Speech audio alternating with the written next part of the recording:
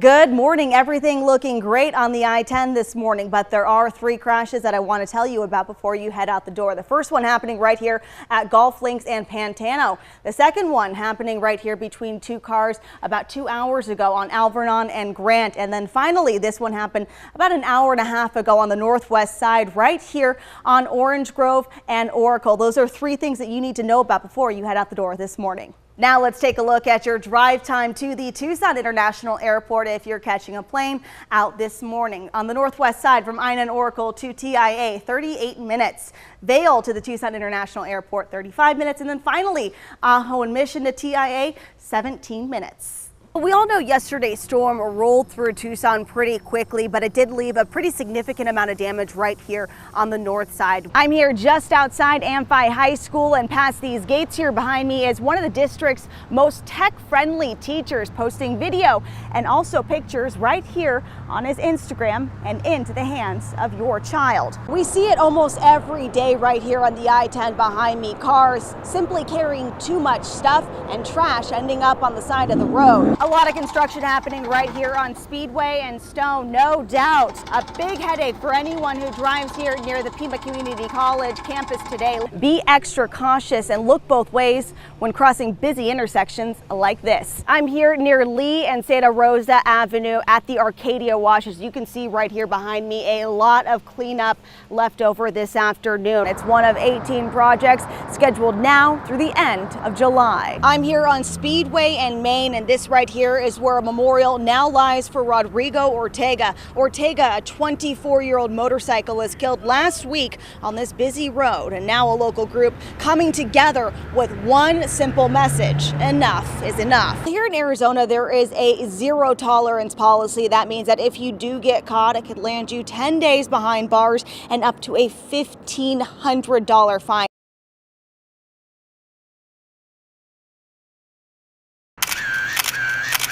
Love them, hate them, it really doesn't matter. They're gone. Back in November, you voted to turn these off. But what you may not have known is they stayed on, quietly monitoring speeding and red light violations at intersections for 60 days. When you ran those red lights, they were there recording, but not sending out tickets. Overall, red light violations increased by 107% at all of the 8 intersections. There are 26 cameras at 8 intersections. And when you sped through some of those same intersections, they were there tallying it all up.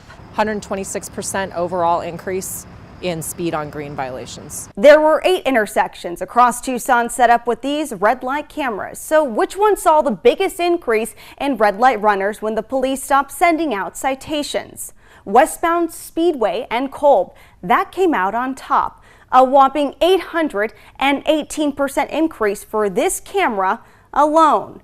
Meantime, the eastbound left turn at 22nd and Wilmont, that showed a 699% jump. Some say they weren't surprised by the uptick when they thought no one was watching. People they don't care, and they were cautious before because they were there, and it's really sad that we have to put electronic babysitters in place. But one intersection in particular stood out to the Tucson Police Department. Eastbound Grant and Swan. Up 505% on red light violations. Speeding on green increased 341%. TPD says with their next safety grant, they'll look at increasing patrols at the intersections that had cameras. Until then, though, it's all on us to police our own driving. We just have to be more careful, and there's really not an answer other than us, being responsible for our own selves and trying to be better drivers. It's hard to explain to people what it is until they actually see it on an IV pole and see someone riding it. I don't know if you saw with the wheelchair is awfully bulky, and to try to maneuver around with the pole and the wheelchair is really difficult. So having the lily pad that she can just sit on, it's like a 2-for-1. We've cut the circles out, and then we found people to decorate them. Hello Kitty, Super Mario, Captain America. I can cut a circle. I can't do that. Without these guys, we wouldn't have these lily pads. You take it for a spin? Cool I think we're gonna have to. The first time we brought them up, I think there was 2 kids that could ride them. And then the nurses got to ride a couple of them. May or may not have had a few races up on the inpatient unit, but I mean, we do things to make them happy. It is totally fun, and it makes people smile. Everywhere we go, everyone that sees her down there, they always smile. We are so grateful to these airmen. It's exciting to see them used and see the kids use them.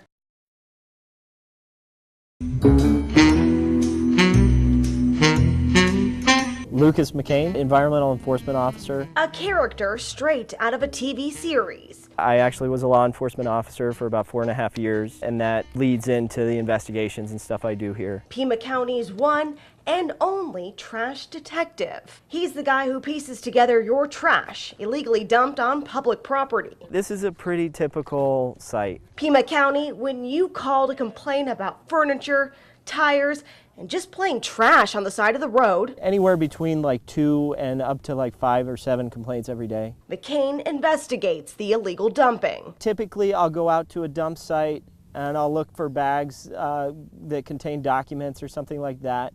And then I'll start searching through them. And if I find a particular address or name several times, I'll start searching for just that name. And all he needs is 3 pieces of evidence linking your name to the trash. Then he sends you a notice of violation. And if you don't clean it up, a big bill could be on the way. Every day that the dump site remains can incur fines of up to $500. $500 a day. And if you still refuse to clean up the mess, it could land you behind bars. They could be charged with criminal littering, which can be a Class 1 misdemeanor. McCain says each year the problem gets worse, and now he's got one last message. Well, more of a warning.